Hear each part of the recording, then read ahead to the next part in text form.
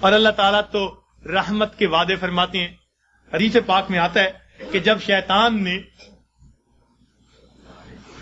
بہکانے کے لیے قسمیں کھائیں اور کہا کہ اے اللہ میں تیرے بندوں کو بہکاؤں گا دائیں سے بائیں سے آگے سے پیچھے سے، وَلَا تَجِدُ أَكْثَرَهُمْ شَاكِرِينَ، اللہ یہ اکثر تیرے ناشکرے ہوں گے.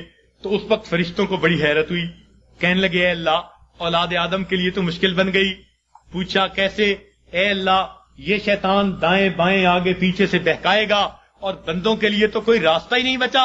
اللہ تعالیٰ نے فرمایا کہ میرے فرشتوں یہ دو سمتوں کو بھول گیا، ایک نیچے کی سمت ایک اوپر کی سمت. میرا گناہگار بندہ جب اپنے گناہوں پہ پریشان ہو کر میرے در پہ آئے گا اور میرے در پر آ کر ہاتھ پھیلا دے گا، چونکہ ہاتھ اوپر کی سمت کو اٹھیں گے، ابھی اس کے ہاتھ نیچے نہیں جائیں گے، میں اس کے گناہوں کو معاف فرما دوں گا.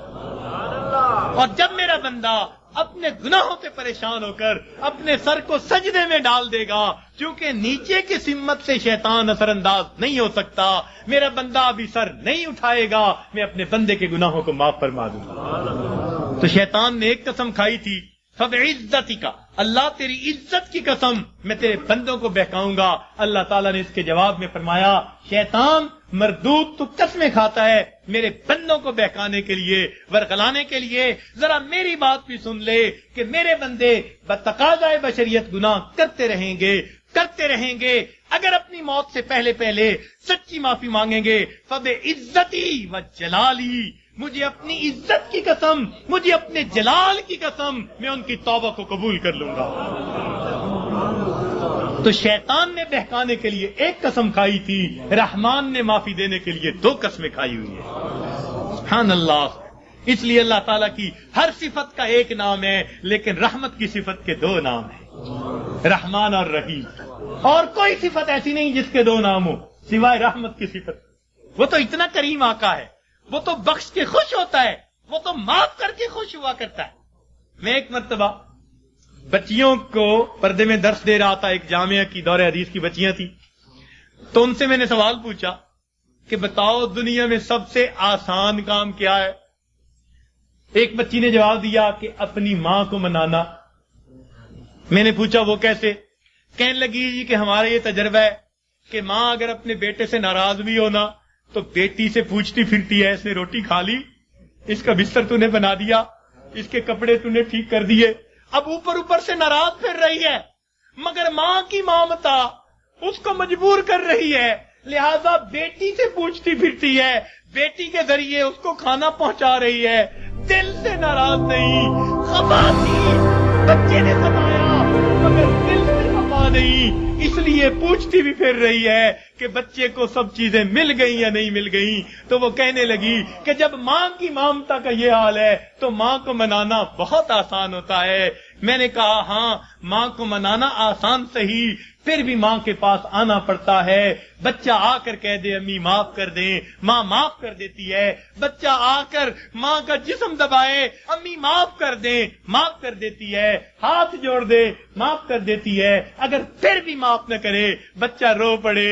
ماں سے کبھی بیٹے کے آنسو نہیں دیکھے جاتے. کتنی ناراض کیوں نہ ہوگی جب دیکھے گی بچہ آنسو بہا رہا ہے، اپنے دوپٹے کے پلو کو لے کے آنسو پوچھے گی، کہے گی بیٹا رو نہیں، چل میں نے تجھے معاف کر دیا. تو ماں کو منانا دنیا میں اتنا آسان ہے. بچیاں کہنے لگیں، میں نے انہیں اس وقت بتایا کہ دیکھو ایک اور ذات ہے جس کو منانا ماں کے منانے سے بھی 70 گنا زیادہ آسان ہے، اور وہ پروردگار عالم کی ذات ہے. ماں کو تو پھر بھی زبان سے کہنا پڑے گا، پاؤں پکڑنے پڑیں گے، ہاتھ جوڑنے پڑیں گے، آنسو بہانے پڑیں گے.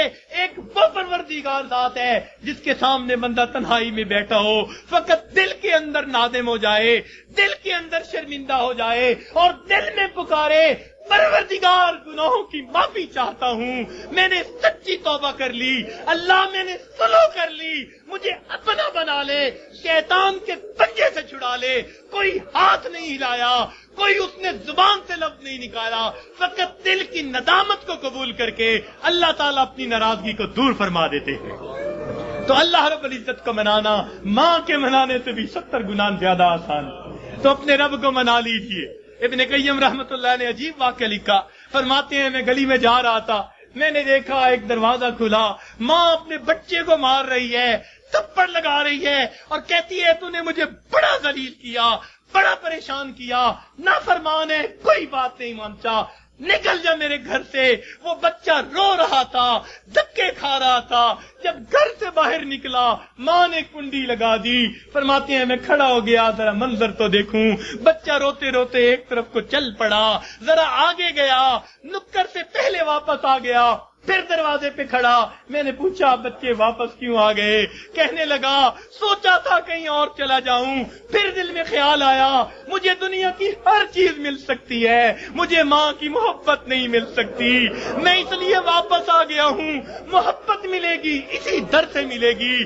کہتے ہیں بچہ بات کر کے وہی بیٹھ گیا، میں بھی وہی بیٹھا، بچے کو نیند آئی، اس نے دہلیز پہ سر رکھا سو گیا۔ کافی دیر گزری، ماں نے کسی وجہ سے دروازہ کھولا، ضرورت کے لیے باہر جانا چاہتی تھی، بیٹے کو دیکھا دہلیز پہ سر رکھے سو رہا ہے، اٹھایا، کیوں دہلیز پہ سر رکھے سو رہے ہو؟